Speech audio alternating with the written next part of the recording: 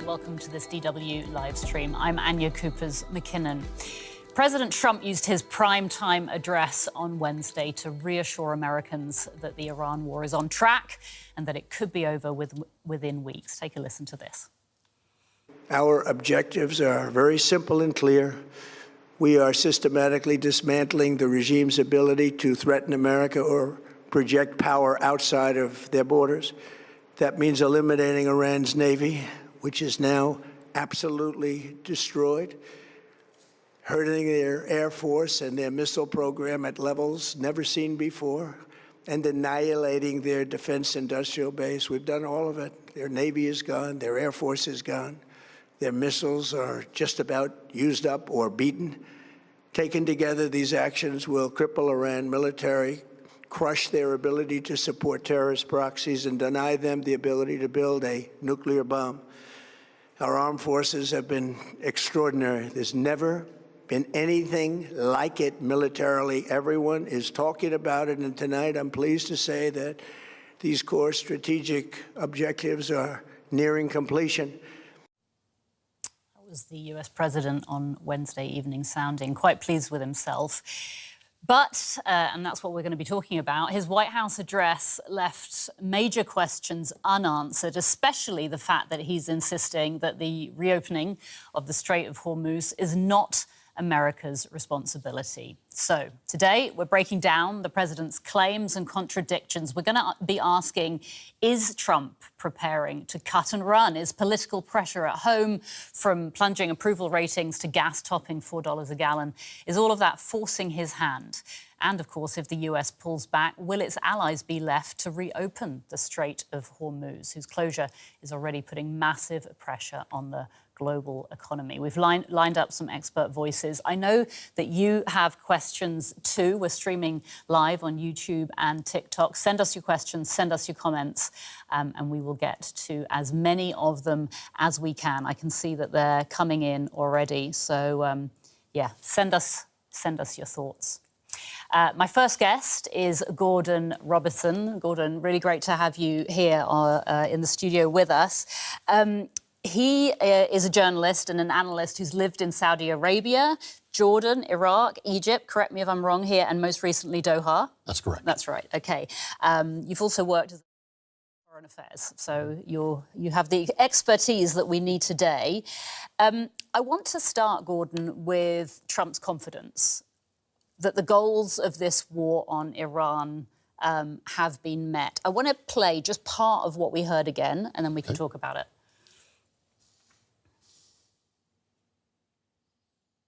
Their Navy is gone. Their Air Force is gone. Their missiles are just about used up or beaten. Taken together, these actions will cripple Iran military, crush their ability to support terrorist proxies, and deny them the ability to build a nuclear bomb. Gordon, is that true, what Trump says there? Up to a point. It's very clear that the United States has degraded a lot of Iran's offensive capabilities, and certainly seems to have destroyed its air defenses and such. I read just in the last few days that American high-altitude B-2 bombers have been operating over Iran. They wouldn't be doing that if Iran's air defenses were still in good shape. But having said that, I think it's also clear to anyone who looks at this morning, in the hours since that speech, there have been more attacks on the Gulf states. And some of Iran's proxies, notably the Houthis in Yemen, have largely been out of this war. So whatever capabilities they have today are pretty much the same capabilities they had a year ago. So, there are elements of, I would say there are elements of truth in that, but it's far from as comprehensive as the president would make it sound. Right. I mean, Iran sees things very differently. I want to play what a spokesman for Iran's Central Military Command said, and then we'll get your reaction to that. Let's just take a listen to that. With trust in Almighty God, this war will continue until you are humiliated, disgraced, permanently regretful, and surrender. In continuation of the heavy and severe blows you have received so far, expect even stronger, await our more crushing, broader, and more destructive actions. The facilities you have targeted so far are insignificant, and our strategic military production takes place in locations of which you have absolutely no knowledge and which you will never be able to reach. What's your reaction to that? I mean, Well, is Iran going to draw this out? Can it draw it out? I mean, that might be true. It's what you would expect the Iranians to say, but on the other hand, it may be true. I mean, Donald Rumsfeld took a lot of flack a generation ago for talking about known unknowns and unknown unknowns, but there was a point to that. I think one of the things we have clearly seen over the last month is that the depth of U.S. intelligence in Iran is not as striking as the Americans would like to make it sound. Do the Iranians have secret manufacturing plants that are still cranking away? It feels unlikely, but it also doesn't feel impossible. And I think there's no way for any of us to know. The question is whether the Americans know that or not. I just want to bring in some of these questions and comments that are coming in. I'm just looking at YouTube here. We've got Maxibel4013 asking, what are the ramifications of the Iran intervention? Will the region shift oil delivery mechanisms to alternative methods? What timelines are we talking about? What would you say to that? Well, in terms of alternative methods, the problem is there isn't a good alternative to shift to. I mean, leaving aside the fact that some things would have to be built, one of the early suggestions in the war was that things could be things in the UAE could be directed to the port of Fujairah, which is on the east coast of the UAE. It fronts on the Gulf of Oman, not the Gulf. But physically, it's not that much further from Iran than anything else. And then there were a number of Iranian attacks on Fujairah, and suddenly Fujairah didn't look like all that great an opportunity. The Iranians have attacked as far away as Salalah, which is in the far south of Oman.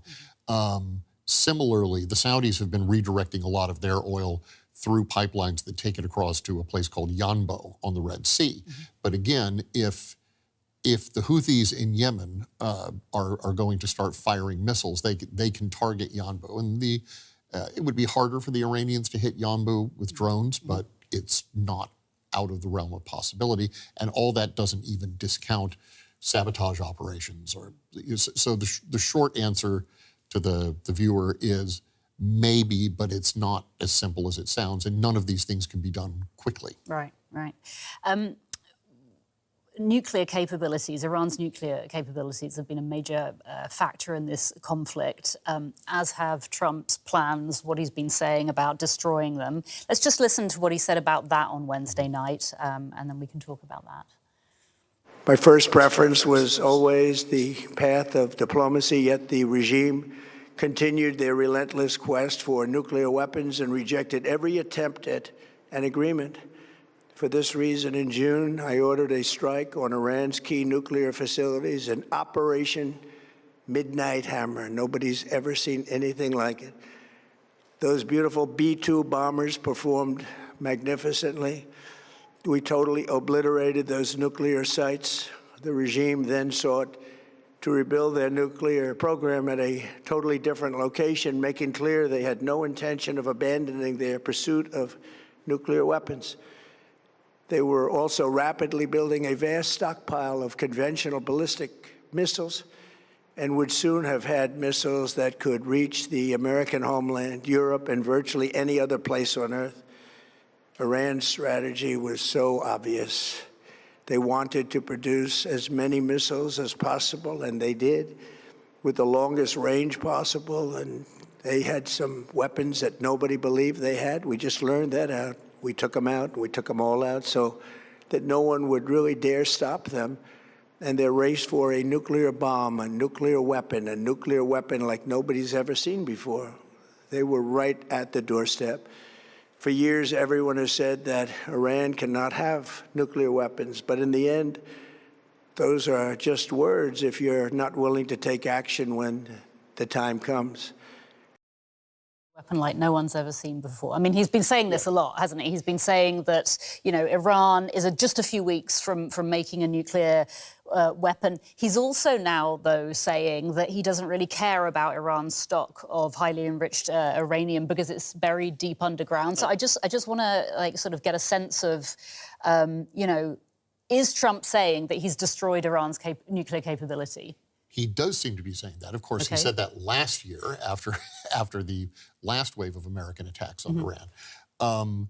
I thought, actually, this was one of the most interesting sections of the speech. One of the things he said, not in the soundbite you just played, but a few sentences later, was that the Iranians can't retrieve their uranium because of nuclear dust that's all around the site that the Americans have bombed. Now, obviously, none of us have any way of checking that. But what he seemed to be implying also was that the U.S. wasn't going to go in and get the uranium, which has been one of the big things under discussion in Washington. That would be, now to be clear, that would be an extremely difficult and dangerous operation. But he appeared to be taking that off the table by essentially saying that it's too dangerous for the Iranians to get to their own nuclear material. As to the bigger question of whether Iran was trying to build a bomb, the joke for a long time has been that Iran has been 2 months away from having a nuclear bomb for 20 years. Right. And as with so many things, there are elements of truth in that. The Iranian position has always been that the Iranians didn't want nuclear weapons, and the Iranians would leave it at that. But I think what most outside analysts have believed for years is that what Iran wanted to be was a threshold state. They didn't want an operable nuclear bomb, but they wanted the ability to build one in the course of a couple of weeks. They clearly don't have that anymore. But the whole problem with these sort of attacks that the Americans and the Israelis have done, not just in this last month, but over the years, is they can always rebuild. They can always reconstitute. I mean, the problem is, as long as Iran wants to have a nuclear program, it has the capability to have one at some level, no matter how much you degrade it in any given attack. What message are the American people hearing from what Donald Trump is saying and with what you're saying? I mean, do people believe him when he says what he says? I think quite a number of people do. I think for an international audience, it's important to emphasize that it's hard to understand the degree of antipathy a lot of Americans have toward Iran unless you have spent time in America over the last 2 or 3 generations. The Iranian hostage crisis was nearly half a century ago. Much of the population of America today was not born at that time, or at least isn't old enough to remember it. 1979. But it's just seared into people's consciousness, and the result is that even Americans who don't want war have no particular love lost for Iran, and that makes it easier for the president at a time like this by invoking the specter of nuclear bombs, however unrealistic that might actually be, to drum up public support. Yeah. Let's talk about the price of oil and then obviously the Strait of Hormuz. Oil prices have obviously been incredibly erratic in the past few weeks because of this war. And they actually spiked again the moment that Trump made this address. I just wanted to show our viewers this website. It's called tradingeconomics.com. It's an oil tracker where we can see here we go. That's the last 6 months. So we can see here that it was sort of pretty steady. And then we get to end of February, beginning of March, when this war started. And this is when things start getting pretty crazy. If we look at the last week, we can really see how erratic the price of oil, has been. And then I just wanted to show you in the last day. So this, we can see here, this was when Trump started speaking, and this is what happened when Trump was making his White House address last night. So people were looking for some concrete answers and for a concrete timeline, and when Trump didn't give that, the price of oil then spiked again. Well, I think the other thing people were looking for, there was a lot of speculation when this speech was announced yesterday that he was essentially going to declare a victory. And when it became clear about, I'm going to go with 3 minutes in, that that's not what he was doing, I would suspect that's when you had your oil price spike. Okay, all right. So, I mean, I wanted to bring it back to the Strait of Hormuz. So we've got this price spike. Trump is saying, well, we don't really need that oil anyway because we've got enough of it. But of course, there's the rest of the world. And so what he's doing, he's calling on countries, on allies to basically get their oil, who get their oil through the strait, to seize the waterway. He's saying, well, why don't you, we're not going to do it, you do it. So if Trump does pull out of Iran does pull out of this war without striking a deal, could you walk us through what could happen with the Strait of Hormuz, with this situation? I mean, there are a number of different scenarios. A positive scenario would be that essentially the Iranians say to countries that want to run tankers through the straits that as long as you aren't American or Israeli, they're fine with things going through, and things return largely to normal. The less positive scenario is that the Iranians take the view that countries that are allied to America, such as Qatar, countries that are have diplomatic relations with Israel, such as the UAE, that they're not going to allow their goods through, or goods that are bound for Western markets in general, or that the Iranians essentially set up a toll booth. They've already done that in a limited way since the war began, but that they essentially start charging people to go through the strait. It's worth noting that everybody talks about the Strait of Hormuz being, I think it's like 30 kilometers wide at its widest. But the thing is, the Gulf is a very shallow body of water. The actual shipping channel through which laden vessels can travel is much, much narrower, about 2.5, 3 kilometers wide. Okay, wow. And all of that lies within Iranian territorial waters. Okay, so they're in charge. So they're in charge, and if they wanted to set up I'm not a lawyer, but it feels to me like if they wanted to start charging tolls to go through, it would be kind of hard to stop them practical terms. Right. Seizing the strait militarily, whether it's the Americans or the Europeans or anyone else, is very, very difficult practically. Again, because the strait is so narrow, because the shipping channel is narrower still, even if you take control of the shoreline of the strait and of a couple of small islands that are in and near the strait, the Iranians can sit hundreds of kilometers away and fire at vessels from there. This is not like you're trying to push people 5 or 10 kilometers back from the shore. On the other hand, at one point in that speech, Trump also said, well, when the war's over, it'll just solve itself. So, do you believe that? Well, the odds on a lottery ticket are like 50 million to 1, but someone occasionally wins. But no, I would not put my money on that. Let's just bring in a couple of the comments that I can see here. At Christo Much is saying, since Trump's speech, oil has jumped by almost 10% to $109.22. Kaltenberg 2637, patience, panic-filled Europeans. Everything will be fine. Ignore what Trump says or why he says it. There we go. There's a message to everyone to just calm down.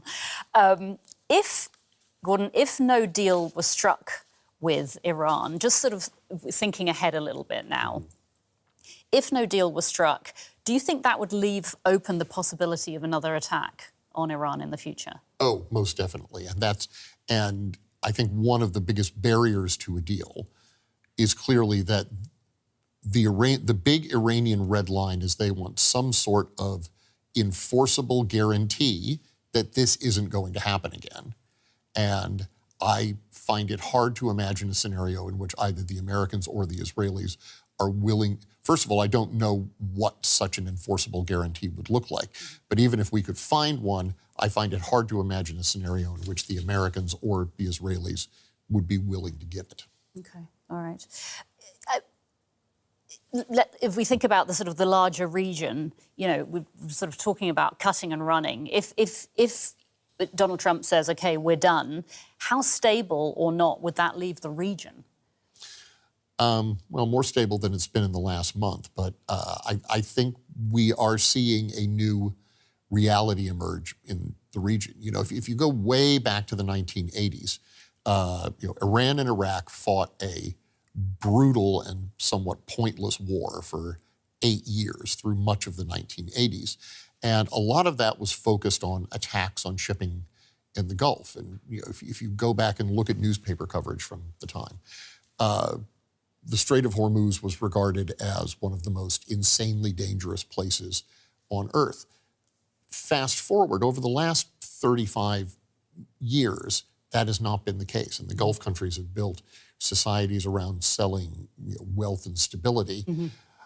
You know, I think we are moving back toward an era when the Gulf comes to be seen as a less stable, less secure area than it has recently been. And I wanted to ask you, because Trump in his speech did actually thank US allies in the Middle East. He took, you know, he named Saudi Arabia, Qatar, UAE, Kuwait, Bahrain.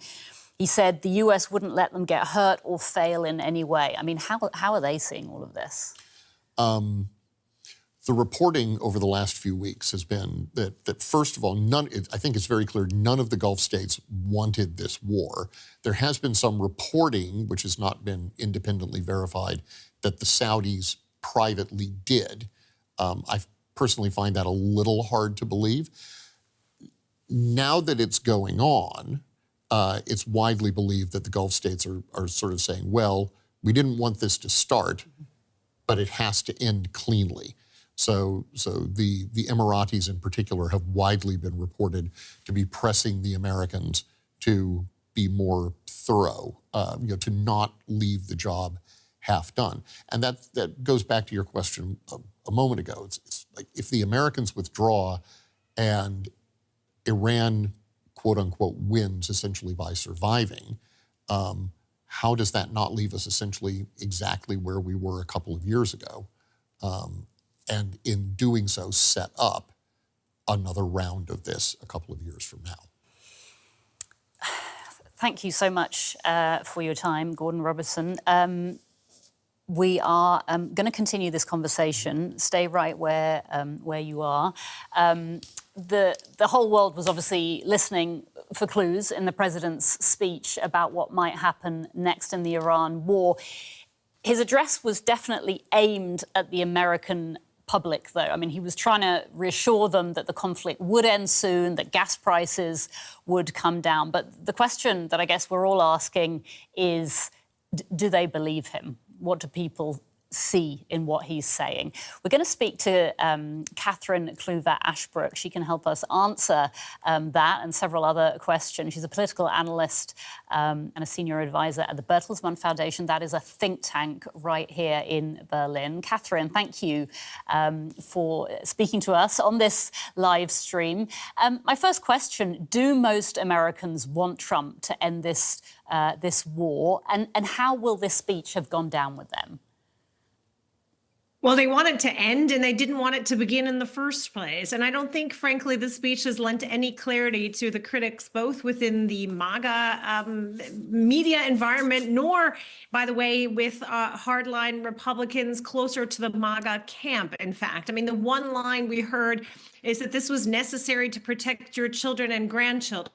But he didn't really say why. He offered no clarity on sort of the factoid that everybody has been debating since the head of American National Intelligence, Tulsi Gabbard, gave testimony in the U.S. Senate a couple of weeks ago, where she made clear that though there may have been a long-term threat, as we were just hearing from Iran's various capabilities, both the missile capabilities and the nuclear capabilities, there seemed to be no imminent threat. And she said in that hearing that only the president called the imminent threat. And what we didn't hear yesterday is what the imminent threat would have been to the United States. In fact, what we are seeing, and what the president also didn't talk about, is what we would expect from an enemy like Iran, that Iran is trying to hack major American financial institutions, Bank of America overnight, and other institutions.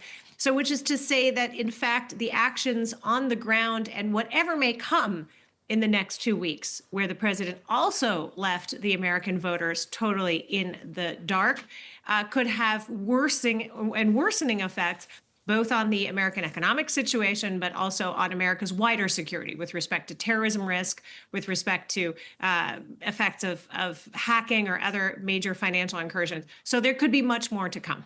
Okay, I did actually, because I wanted to talk to you more about the sort of the political reactions, and I just wanted to bring this tweet up from a Democratic Congressman, Lloyd Doggett, just making sure that we can see this tweet.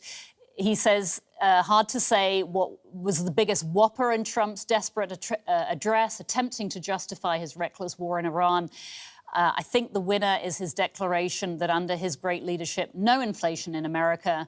When you shop this week, you can be the judge of his claims. The remainder of his case for his war is equally unjustified. So some really biting criticism there, Cathryn. And of course, talking about the fact that this is really hitting people in the pocket, isn't it? It is. I mean, you've seen core inflation go up by over 2% in basically the last 2.5 weeks. So when the president took the podium to deliver his State of the Union address, to claim that gas prices had fallen under his leadership, that groceries were in fact cheaper, all of that has been reversed within the shortest amount of time by a war that the United States decided to start with its Israeli ally and picked this particular timing. And in picking this particular timing at the start of what will be a difficult election year for the Republicans for all sorts of issues, not least starting with the unpopularity of this president, has just made the chances of a full-scale reelection of a Republican Congress certainly less and less certain, because although the president doesn't seem to think so, oil prices are set globally and not in the United States. Just forcing American fossil fuels on the world does not shift the price of oil and liquefied natural gas. So the Americans are feeling it. They're feeling it at the pump. They're feeling it in the grocery stores. And frankly, we're still to see an American agricultural sector that's going to have to contend with lack of fertilizers, an American agricultural sector that's already beleaguered by the deportation policy that this administration has put out, by the fact that the tariff policy has hit them hard with respect to soybeans, with respect to other major crops. And of course, the end of USAID did the same things to those raising stable, shelf-stable grains. It's also a very, very difficult situation for America's farmers. Cathryn, I just wanted to look at some more of the language that he used, because obviously this was an attempt to calm people down and to say, I know what I'm doing. He at one point, he compared this military campaign to other US wars in the past. Let's just take a listen and then I'll get your Very important that we keep this conflict in perspective. American involvement in World War I lasted 1 year, 7 months and 5 days. World War II lasted for 3 years, 8 months and 25 days. The Korean War lasted for 3 years, 1 month and 2 days. The Vietnam War lasted for 19 years, 5 months and 29 days. Iraq went on for 8 years, 8 months and 28 days. We are in this military operation, so powerful, so brilliant, against one of the most powerful countries for 32 days. And the country has been eviscerated and essentially is really no longer a threat. They were the bully of the Middle East, but they're the bully no longer. This is a true investment in your children and your grandchildren's future. The whole world is watching, and they can't leave the power, strength, and brilliance. They just can't believe what they're seeing. They leave it to your imagination, but they can't believe what they're seeing, the brilliance of the United States military. Tonight, every American can look forward to a day when we are finally free from the wickedness of Iranian aggression and the specter of nuclear blackmail. Because of the actions we have taken, we are on the cusp of ending Iran's sinister threat to America and the world. And I'll tell you, the world is watching. And when we do, when it's all over, the United States will be safer, stronger, more prosperous, and greater than it has ever been before. Cathryn, you actually mentioned that earlier, didn't you? When the fact that he said this is an investment in your children and grandchildren, and the US will be safer and more prosperous. But Trump had always been a huge critic of America's forever wars, wasn't he? So are people buying this? Well, I mean, you see in the numbers, in the polling numbers, at least over the last week, that you have well over a quarter of MAGA Republicans and Republicans in general who think the war effort has already gone too far. They don't understand what the purposes are. And over 50% are well opposed to the use of ground troops. You see that a president in moving and beginning to move the George H.W. Bush aircraft carrier from Norfolk, Virginia, toward the region, more and more the 82nd Airborne and other capabilities that would allow for American soldiers to take ground action in the in Iran is an unbelievably unpopular move among his base. And yet that seems to be what the Americans are maneuvering to put in the offing, at least to create, I mean, ideally, maybe a carrot and stick situation where you're forcing more of the Iranian leadership to the table. But again, I'll give you, and what we now know is that the Iranian leadership came to the table in Geneva with a pretty succinct and focused offer to make to the Americans. And many analysts and colleagues of mine have said, look, basically Jared Kushner and Steve Witkoff did not know how to read this offer, did not understand how substantial some of the offers were that were coming from the Iranian regime at the time. What you do know, and what you heard again, is that when the president says he's going to, throw Iran back into the Stone Age, the people who will suffer most are the Iranian civilians. We already know that we have close to 1,700 dead, over 200 children in the attacks, including that really awful missile strike on the Iranian school early in the strike campaign. So the combination of the fact that American voters do not want American troops on the ground, yet the president has pushed himself into such a quagmire where at least he has to dangle that stick in front of the Iranian leadership. An Iranian leadership that is hardened, that is no less theocratic than at the beginning of the war. So the ambitions that Lindsey Graham dangled in front of the Iranian diaspora at the Munich Security Conference, for instance, those things are clearly no longer the ambition to window dress as if by having Mujtaba Khamenei as the head of the theocracy now, as dressing that up as regime change, I think if to many, frankly, is a joke. And so it seems about as clear as mud in terms of how you would really tie this up such that you don't set yourself up for a continuous conflict so that the United States isn't pulled into this kind of situation over and over again.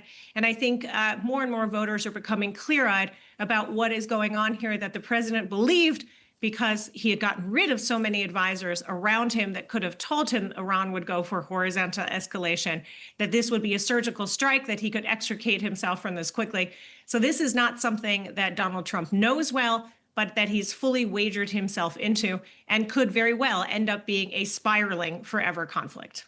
If we could just talk a little bit more about what people in America are thinking, how voters are reacting. Obviously, we've got the midterm elections coming up. I just wanted to pull up this recent CNN poll that basically shows that President Trump's economic ratings in particular have worsened since January. Now, the economy was always Trump's strength. You can see here that this was the light ones here. This is January 2026, where 69% of people were saying that economic conditions in the US are poor.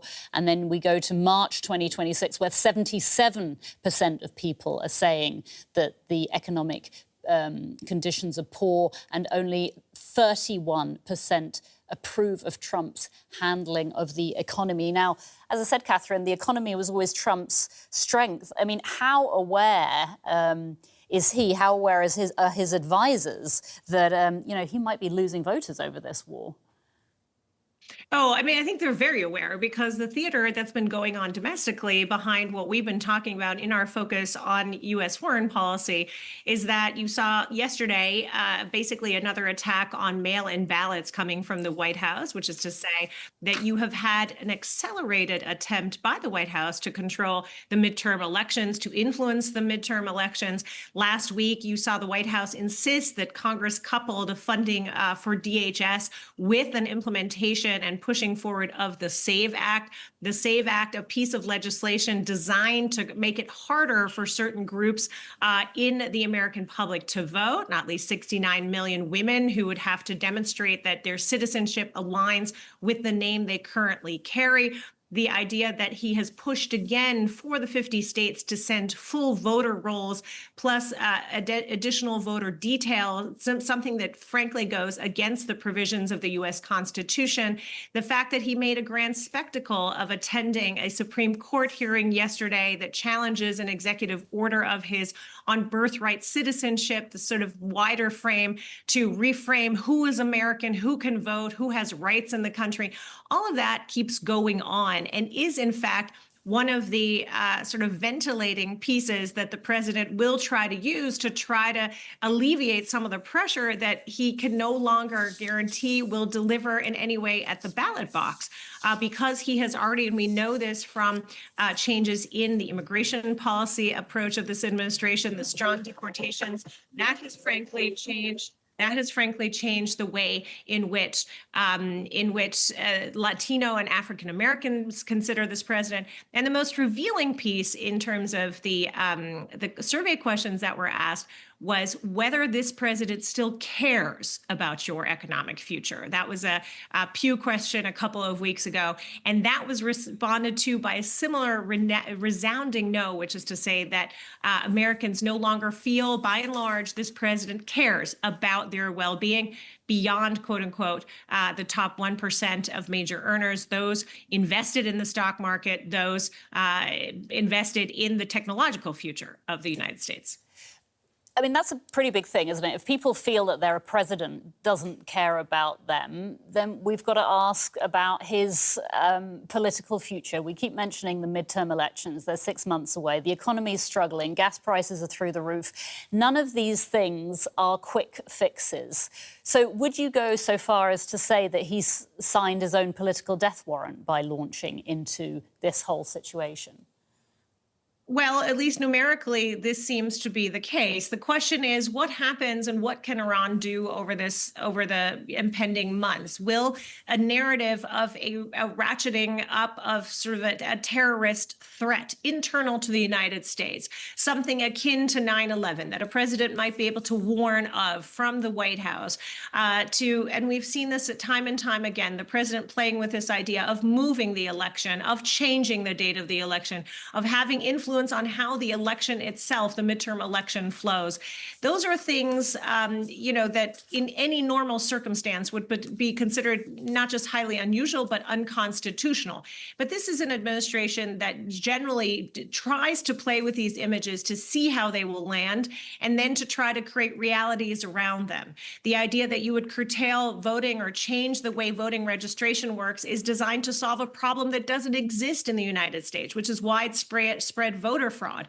But that, is the undergirding of the election lie from 2020 to bring that out again and to try to then influence the functionality of a otherwise safe and secure election system is already an indication that this president can no longer trust that he has the votes, he has the mandate, and he has the kind of people who will turn out to deliver Republican victories in the House and the Senate. I think that seems to indicate that this is pretty much a cry for desperation, but he's just exacerbated these numbers sort of trundling downward pretty much since the beginning of his presidency because of the way that he's interfered in the domestic economy, because of the way that he's interfered in the way that the political process works.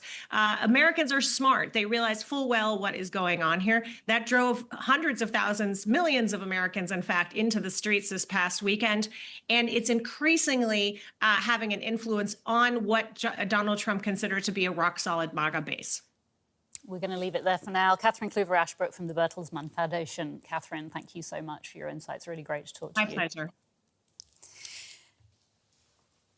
Gordon, you just were listening to my conversation there with Cathryn, and I just wanted to sort of a final question to you, looking ahead, because I wanted to bring up one more sort of part of what Trump was saying last night, because he did say, here's what could happen in the next few weeks. This is what we're going to do. So let's just listen to that, and then I'd love to get your reaction. Thanks to the progress we've made, I can say tonight that we are on track to complete all of America's military objectives shortly, very shortly. We're going to hit them extremely hard over the next 2 to 3 weeks. We're going to bring them back to the Stone Ages where they belong. In the meantime, discussions are ongoing. Regime change was not our goal. We never said regime change, but regime change has occurred because of all of their original leaders' death. They're all dead. The new group is less radical and much more reasonable. Yet if during this period of time no deal is made, we have our eyes on key targets. If there is no deal, we are going to hit each and every one of their electric generating plants very hard and probably simultaneously. What's your reaction to that? I mean, he's taking things forward. He's saying it's almost going to be we're almost going to be finished. Then he's laying out all of this. Where are we going, Gordon? Well, he says that all of the objectives are mostly met, but the actual war objectives has been a kind of shifting sand throughout this. He said we never called for regime change. Well, I mean, he did. I think most of us saw the statement wearing the baseball cap right. that he made the first night. And in the days afterward. It looks to me as though he is looking for a way out of this. This is a mess that has not gone the way he intended, the way he thought it would. And he's looking for a way out and kind of grasping around for anything to do. A lot of people thought he was going to essentially declare victory last night. He didn't. But maybe what he was doing, particularly in that bit you just played, is teeing himself up to do that a couple of weeks down the line. We will be watching closely. Gordon Robison, thank you so much, journalist and analyst who is visiting here in Berlin. Thank you. Thank you. A moment just to quickly remind you of the top developments in the war, US-Israeli war against Iran. Let's just go over the top points. President Donald Trump has again vowed 2 to 3 more weeks of extremely hard strikes on Iran. In a White House address, he insisted that the United States is very close to victory in the month-long war. Global oil markets surged overnight as Trump repeated threats to target Iranian infrastructure while offering no solution to the ongoing closure of the Strait of Hormuz. Brent crude climbed sharply, rising above $106 per barrel. Iran's military warned it would carry out crushing attacks against the United States and Israel after Trump threatened to bomb it into the Stone Ages. Iran denied that any negotiations to reach a ceasefire were underway and called Washington's demands maximalist and irrational. And that is it. Thank you so much for watching us, for joining us on this live stream. Great to have you with us. Hope you can be here with us next time. Thank you.